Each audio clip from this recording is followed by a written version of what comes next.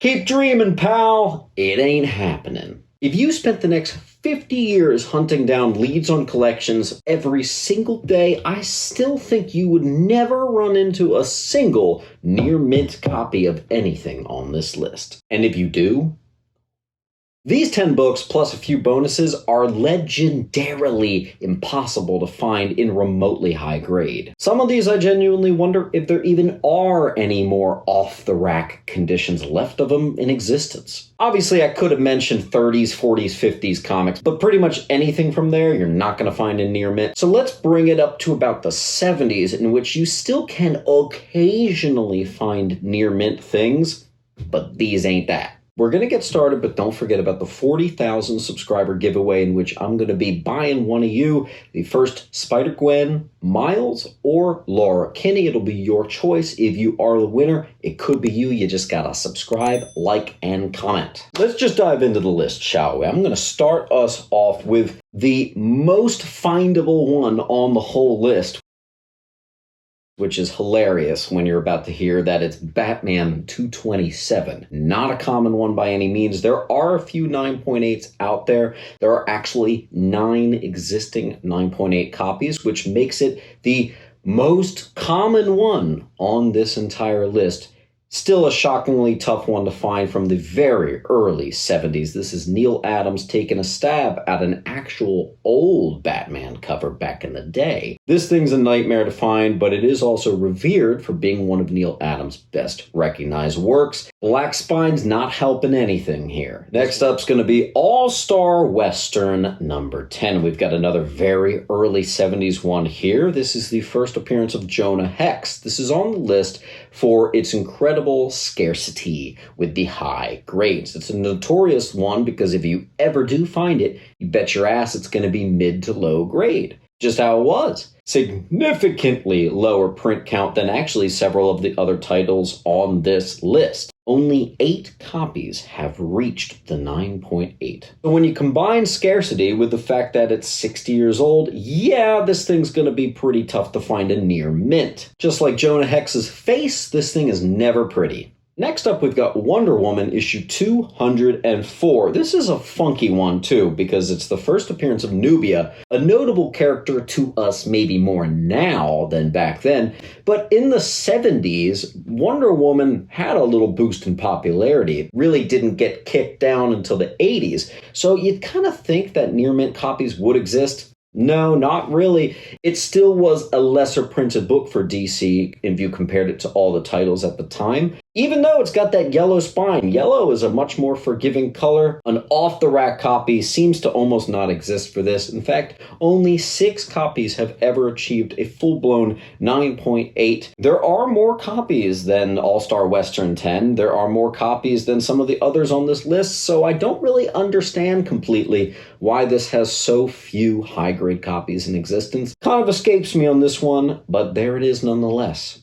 Next up is going to be Detective Comics 411. Yeah, by the way, most of this list is DC. If you ever wanted proof that people were picking up Marvel more than DC, this helps it. We got the first appearance and cover appearance of Talia al Ghul. You have much better luck finding a near mint first Ra's al Ghul over in the Batman title than you do finding his daughter. Dark spine, seemingly lesser print count. This thing's a nightmare. Only 6 copies to ever achieve a 9.8 grade. And it's kind of one of those grail books in the Batman community, as just kind of known that you'll never find one without spine ticks. I certainly have never seen one, and it's very rare that you see one even at auction anywhere close to even an 8. Next, and the only entry from Marvel on this entire list, is going to be our black spined up Marvel Spotlight number 5, the first appearance of Ghost Rider. You actually have a better shot at finding near minties of 1 through 4 than you do this thing. One of the reasons is Ghost Rider was also a popular character. So if you had this comic book back in the day, you were probably reading it quite a bit. Near minties, they just don't happen. In fact, there are only 5 copies to make it all the way to a 9.8 of this, making the high-grade copy, I would think, very frickin' scarce. I've run into this at cons, and there was one at a flea market once, out of my price range, but still, you see them in low to mid. Maybe you see like a copy that's a very fine, but that's the best you're ever going to run into. An off-the-rack copy, stop dreaming. It's not happening. Next up is going to be the book that actually technically kicked off the Bronze Age. We're going to be talking about the Denny O'Neil, Neil Adams classic of Green Lantern 76. This thing kind of escapes me, because Green Lantern had a little bit of popularity then, and the Denny Adams run is actually revered as some of the best comic books ever, and was even popular then. So people should have had this thing. I don't really know why it's so scarce. It's actually scarcer than all the other ones I just mentioned before. There are only 2 copies to ever get a full-blown 9.8. Pretty shocking when you see a lot of like 60s DC books have 9.8s, but this major one is so frickin' scarce, man. Anything in the 9s gets nightmarishly expensive, but the super off-the-rack looking ones, do they exist? I don't know. I gotta tell you, for the last 10 years, there hasn't been a day of my life that I haven't been hunting Green Lantern actively, and I've never seen or run into a near-mint copy of this thing. Next is gonna be, famously, the first Swamp Thing, House of Secrets 92. First of all House of Secrets from the 70s look amazing and are amazing. A lot of them have black spines, which doesn't help too. And they have amazing covers, but this one is a grail because it's the first Swamp Thing, and it's right in that pocket of lower print count, black spine, and major key. So if you had this thing, you knew it was the first Swamp Thing. The word was out, so you probably read it to death. Most copies that exist kind of show that. There are 3 copies that have achieved the 9.8. You bet your ass if you've got an off-the-rack looking copy of this, you are going to make some big money.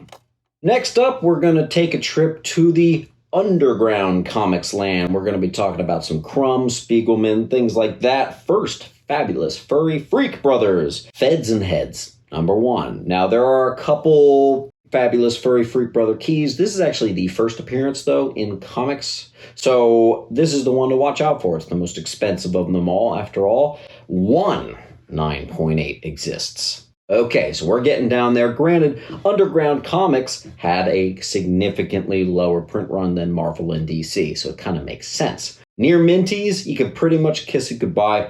A lot of this stuff also has wild print counts. Like sometimes these books have like 12, 20, 30 print counts. It gets ridiculous. So first prints, a lot of the stuff was sold out of like boxes in the movie theater parking lots. You're not finding it. Similarly, we have our second final entry here with Zap #1. That's the Robert Crumb classic. Robert Crumb is the famous kind of king of the underground movement, the most recognizable of artists that are supposed to be lesser known. He's very well known. He's easily the most popular one. Well, his Zap #1 has a billion printings of it. If you want to track down a first printing, you're going to have a hard time. There are actually no 9.8s of the first printing of that sucker. There are some 9.6 copies that do exist, but you can kiss any thought at a 9.8 goodbye. Again, this stuff was sold in parking lots, out of boxes. There's not a lot of them, and pretty much anything that was remotely high grade may have already been scooped up. Good luck. You'll need it.